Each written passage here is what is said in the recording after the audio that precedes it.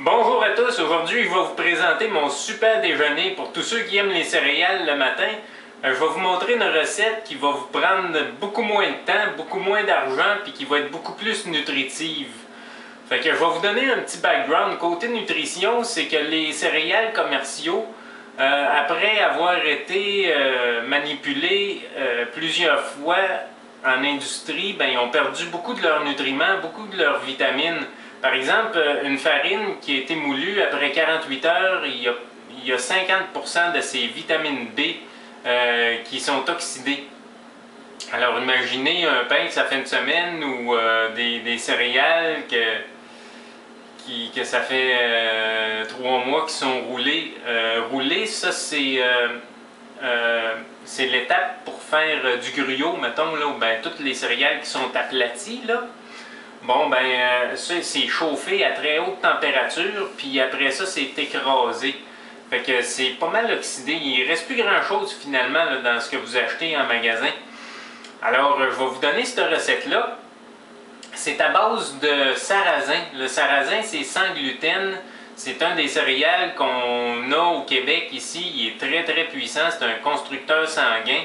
Ça donne beaucoup, beaucoup de force. Ça va vous soutenir durant longtemps, puis de la manière que je vais vous le faire, ça va être plus facile à digérer. Finalement, ça va être prédigéré, parce que le sarrasin est réduit en poudre dans un moulin à café avec des graines de citrouille et des graines de lin. Ça, après ça, ce qu'on fait, c'est qu'on met de l'eau dedans puis on le laisse reposer durant la nuit. Donc, vous préparez votre déjeuner le soir puis il est prêt le matin. Puis durant ce temps-là, les enzymes vont commencer à digérer déjà votre mélange. Donc, ce que ça fait, c'est que votre corps, il n'a pas à focusser trop sur la digestion. Lui, tous les éléments sont déjà assimilables puis tout ce qu'il reste à faire, c'est d'avoir toute cette bonne énergie-là puis tous ces bons nutriments-là. Donc, je vais vous montrer ça. OK, fait que c'est ça ici. Dans le fond, on a deux... Vous voyez, il y a comme 3 étages, là. Le brun, le vert et le blanc. C'est que finalement, j'ai 2 moulins à café pleins là-dedans. Fait que c'est le blanc et le vert, puis le brun, ben, c'est d'autres sortes de choses que je vais vous montrer. Là-dedans, on a du sarrasin, comme je disais, des graines de citrouille et des graines de lin moulues dans un moulin à café. On a aussi de la verdure, ce qui est très très important. Ça, c'est de l'herbe de blé que j'ai déshydraté moi-même. C'est un des aliments les plus nutritifs de la planète, ça aussi. Et puis de l'ortie. Ça goûte pas grand chose finalement, vu que c'est déshydraté, votre mélange il goûtera pas le foin, là. Tout moulu dans un petit moulin à café. Après ça, ce qu'on a, c'est qu'on a, vous voyez, on a du cacao, du maca et puis du caroube. Ça va nous donner un très bon goût chocolaté.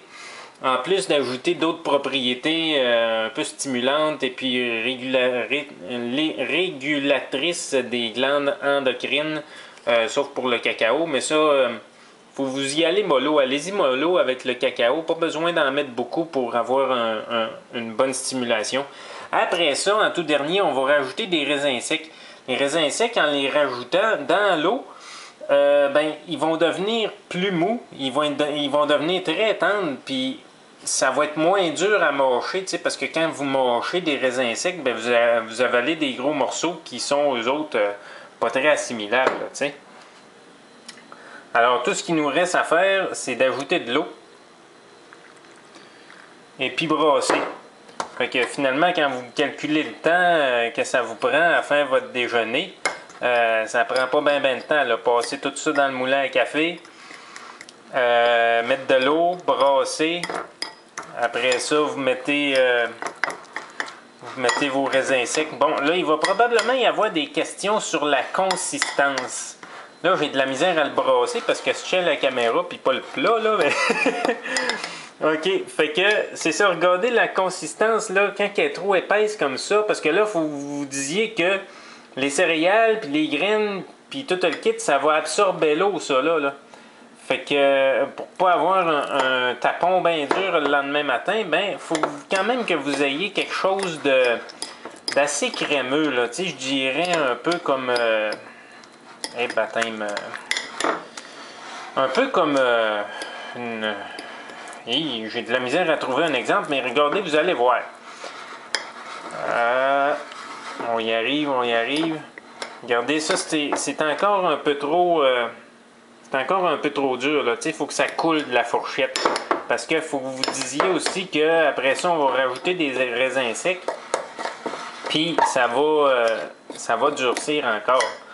Fait qu'on va en mettre encore un peu plus. Puis, je sais pas si vous voyez l'analogie, là. Faut que ça coule de la fourchette, là. Je pensais pas que ça allait être aussi dur que ça à brasser avec rien que de main. Bon, et voilà. Ouais, c'est ça. On est arrivé pas mal à la texture là, désirée. Ça, après ça, ben, vous laissez ça à température pièce durant toute la nuit. Regardez, ça, c'est une bonne texture. Ça va durcir. Les raisins secs vont prendre de l'eau. Ça, dans le fond, là, les raisins secs, faut pas trop en mettre non plus parce que s'il y en a trop, ben ça va rentrer en fermentation avec les hydrates de carbone. Essayez d'ajuster votre goût. Vous allez voir, anyway, ça a un très bon goût chocolaté. Pas besoin de beaucoup de sucre. Si jamais vous aimez pas ça, ben c'est pas bien grave, mais lâchez pas. Hein, ça se peut que les premières fois, vous vous plantiez un petit peu. Là, moi, ça m'est arrivé là, que c'était pas bon, mais... lâchez pas, à un moment donné, vous allez trouver votre recette. Vous pouvez mettre différents fruits séchés aussi. Vous pouvez mettre des figues, des abricots, des canneberges séchées. Avec des canneberges séchées, c'est pas mal bon. Et après ça, la touche sur le sundae, un petit peu de cannelle.